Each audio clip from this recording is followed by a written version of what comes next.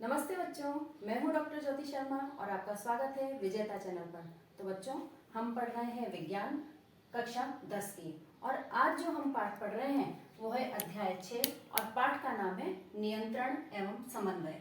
अंकभार जो इसका है वो है 6 और इसमें से सभी तरह के प्रश्न वस्तुनिष्ठ, रिक्त स्थान, लघुत्तरात्मक या कभी कभी निबंधात्मक प्रश्न भी पूछ लिए जाते हैं।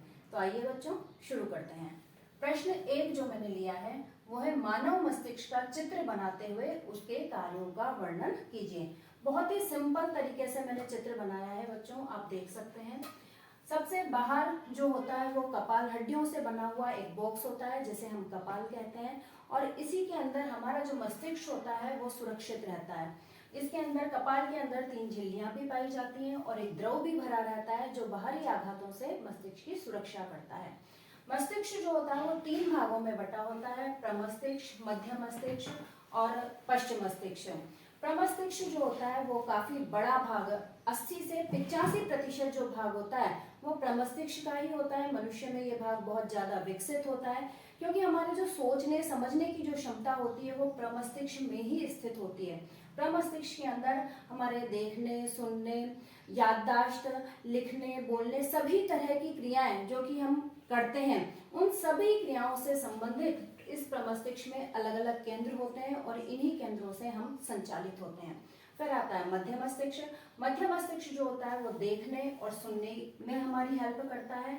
और फिर आता है पश्च मस्तिष्क। पश्च मस्तिष्क 3 चीजों से मिलकर बना होता है, अनुमस्तिष्क, पोन्स और मेडुला ऑब्लंगेटा।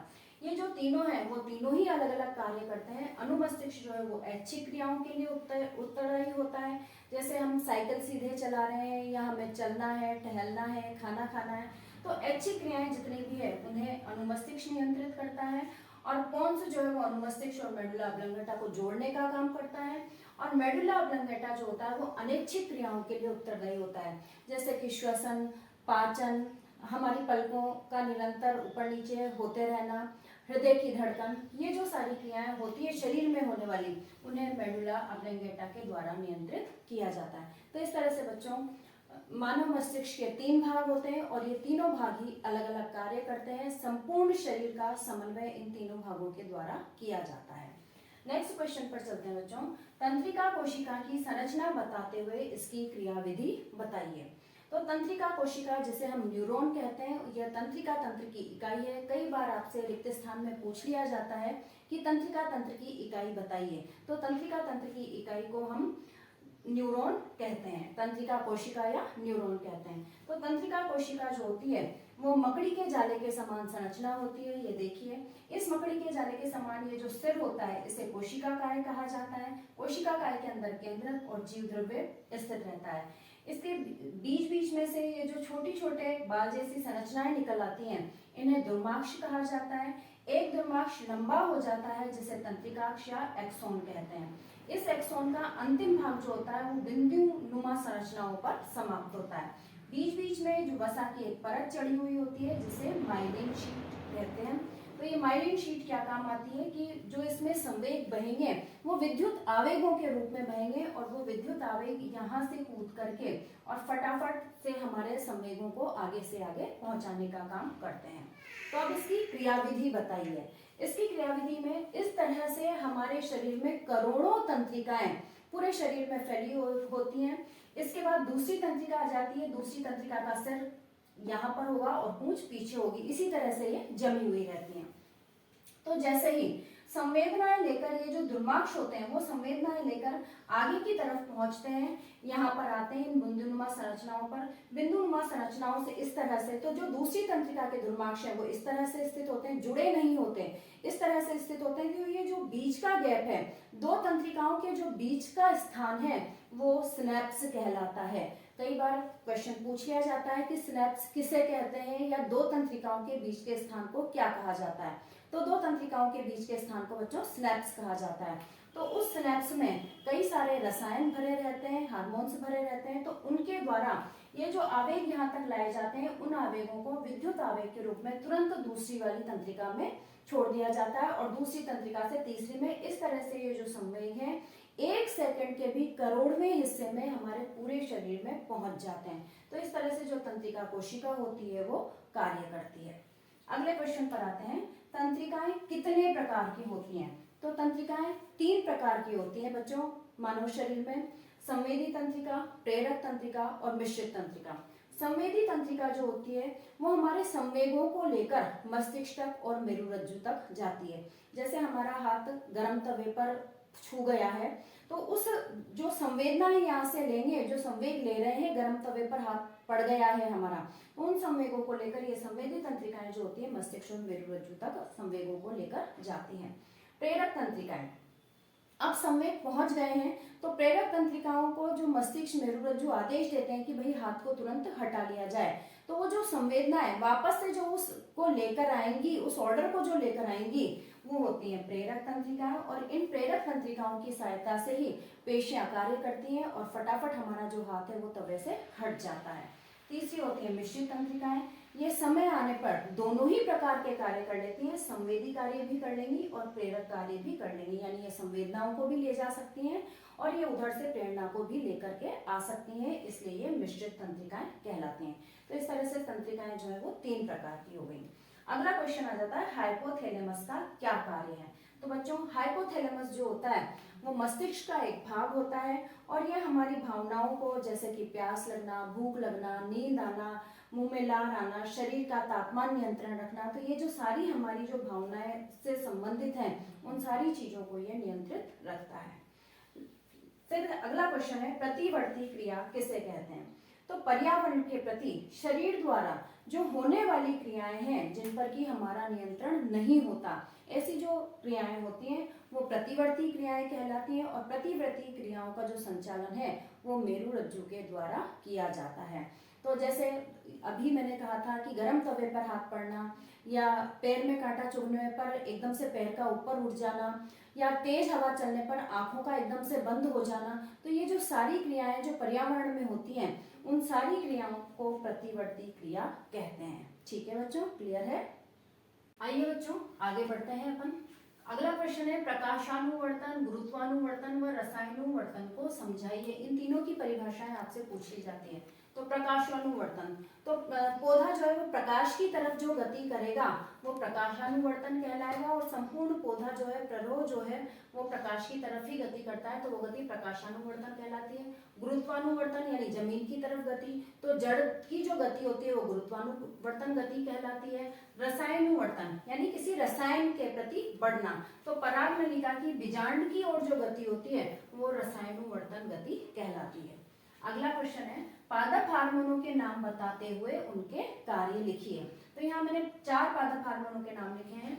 ऑक्सिन, ये कोशिकाओं की या पौधे की लंबाई में वृद्धि करने में सहायक होता है और ये जो होता है वो शीर्ष प्रमुखता टिप पर बनता है। और शीर्ष प्रमुखता किसे कहते हैं, ये वाला भी क्वेश्चन आपसे इसीलिए पूछा जाता है। तो ऑक्सिन जो है, ऑक्सिन की सांद्रता शीर्ष पर ज्यादा रहती है, इसीलिए जो पौधे होते हैं वो लंबाई में बढ़ते चले जाते हैं। यदि कोई पौधा ऐसा है जिसकी हमें शाखाएं बढ़ानी है, लंबाई नहीं बढ़ानी, तो उसकी आपने देखा होगा कि उसका जो शीर्ष है, जो ऊपर वाला जो भाग है उसे काट दिया जाता है, तो ऑक्सीजन निर्माण जो है वो कम हो जाता है और ऑक्सीजन निर्माण के कम होने से पौधा जो है वो घने शाखाएं बढ़ती है, उसकी लंबाई में वो ज्यादा वृद्धि नहीं करता है। तो कोशिकाओं या पौधे की लंबाई में वृद्धि ऑक्सीजन का काम है। जिब्रेलिन ये तने की वृद्धि में सहायक होता है। साइटोकाइनिन ये कोशिका विभाजन को प्रेरित करता है और इसीलिए ये फलों व बीजों में इसकी सांद्रता जो है वो ज्यादा पाई जाती है। एब्सिसिक अम्ल ये वृद्धि का संदमन करता है, यानी ऐसे तो पौधा बहुत लंबा बढ़ता जाएगा लेकिन पौधे को वृद्धि को रोकता है। ये कोई रोकने वाला भी तो होना चाहिए, तभी तो उसकी संतुलित वृद्धि होगी। तो एब्सिसिक अम्ल जो है वो वृद्धि का संदमन करता है और पुरानी पत्तियों को मुरझाने का काम ये एब्सिसिक अम्ल करता है। तो आपसे कई बार ये क्वेश्चन भी पूछ लिया जाता है कि कौन सा हार्मोन है जो वृद्धि का संदमन करता है या नकारात्मक प्रभाव पौधे पर डालता है, तो वो होगा एब्सिसिक अम्ल। अगला क्वेश्चन आता है कि वृद्धि गति तथा स्फीति गति में अंतर बताइए। वृद्धि गति का मतलब हो गया बच्चों, वृद्धि की वजह से पौधे में जो गति हो रही है, सीधा सीधा हम उसको बढ़ते हुए जो देख रहे हैं वो वृद्धि गति हो गई। और स्फीति गति ये हार्मोनों की वजह से होती है। स्फीति गति जो होती है वो जैसे रंध्रों का खुलना और बंद होना, जैसे फूलों का रात को मुरझा जाना और सुबह सूर्य की रोशनी होते ही और उनका वापस से खिल जाना, तो तो स्फीति गति जो होती है वो पानी की वजह से होती है कि जब आसपास की जो कोशिकाएं होती है वो पानी को अपनी ओर ज्यादा खींच लेती हैं तो फूल मुरझा जाता है, और जब वो पानी को उसमें भेज देती है फूलों वाली कोशिकाओं में तो फूल खिल जाता है। तो स्फीति गति जो होती है वो पानी की वजह से होती है। मानव शरीर की अंतःस्रावी ग्रंथियों के नाम बताते हुए कार्य बताइए। ये मैंने सारी ही अंतःस्रावी ग्रंथियों के नाम लिख दिए हैं बच्चों, उनके हार्मोन लिखे हैं और उनके कार्य लिखे हैं। तो सबसे पहले तो क्वेश्चन ये भी पूछ लिया जाता है कि अंतःस्रावी ग्रंथियां कहते किसे हैं। तो वे ग्रंथियां जो अपने अंदर कुछ विशेष प्रकार के रसायन बना रही हैं और वो उसको रक्त में छोड़ रही है, और रक्त के द्वारा ही जो वो रसायन है, हार्मोन है, वो पूरे शरीर में पहुंच रहा है। तो इसलिए इन ग्रंथियों को मतलब उसके लिए पहुंचाने के लिए कोई विशेष नली नहीं पाई जा रही उनमें, रक्त में छोड़ रही है वो डायरेक्ट, और रक्त के द्वारा वो पहुंचाया जा रहा है। तो इसलिए ऐसी ग्रंथियों को अंतःस्रावी ग्रंथियां कहते हैं। अलग अलग ग्रंथि के अलग अलग कार्य हैं। पीयूष ग्रंथि, इससे जो निकलने वाला हार्मोन है उसे पिट्यूटरी हार्मोन कहते हैं, और इस पिट्यूटरी हार्मोन में बहुत सारे हार्मोन अंतर्निहित होते हैं। मेन जो होता है वो होता है वृद्धि हार्मोन, और ये हार्मोन सभी अंगों की वृद्धि में सहायक होता है। यदि किसी व्यक्ति में पिट्यूटरी हार्मोन की कमी हो जाए तो ऐसे व्यक्ति लंबाई में ज्यादा बढ़ नहीं पाते और बौने ही रह जाते हैं। तो क्वेश्चन ये भी बन जाता है कि पिट्यूटरी हार्मोन की वजह से क्या फर्क पड़ता है, क्या प्रभाव पड़ता है मनुष्य पर, तो मनुष्य बौना ही रह जाता है। दूसरी ग्रंथि है थायराइड ग्रंथि। ये थायरोक्सिन हार्मोन स्रावित करती है, और थायरोक्सिन हार्मोन जो है वो उपापचय का नियमन करता है।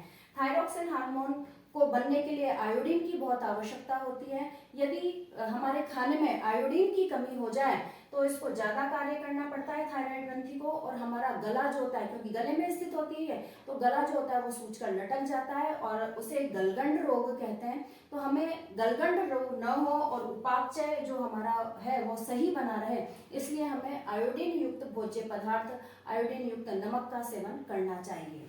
तीसरी जो ग्रंथि है वो है अग्नाशय। अग्नाशय से अग्नाशयी हार्मोन स्रावित होता है, और इसमें भी बहुत सारे 5-7 प्रकार के हार्मोन अंतर्निहित होते हैं, लेकिन मेन जो हार्मोन है वो है इंसुलिन और ग्लूकेगॉन। इंसुलिन और ग्लूकेगॉन जो है वो रक्त में शर्करा के स्तर का नियमन रखते हैं। इंसुलिन रक्त में से अधिक शर्करा को सोखता है, और ग्लूकेगॉन जो है वो रक्त शर्करा को छोड़ता है रक्त में। तो दोनों एक दूसरे से विपरीत कार्य करते हैं, इसलिए रक्त में शर्करा का स्तर बराबर बना रहता है। यदि इंसुलिन की कभी कमी हो जाती है तो रक्त में शर्करा का स्तर बढ़ जाता है, और वो शर्करा मूत्र के द्वारा बाहर निकलने लग जाती है। इस रोग को डायबिटीज मिलेटस रोग कहते हैं, और इस रोग से छुटकारा पाने के लिए इंसुलिन के इंजेक्शन जो है वो दिए जाते हैं। ठीक है बच्चों, अगली आती है एड्रिनल ग्रंथि। इससे एड्रिनलिन हार्मोन स्रावित होता है, और ये संकटकालीन परिस्थितियों के लिए शरीर को तैयार करता है।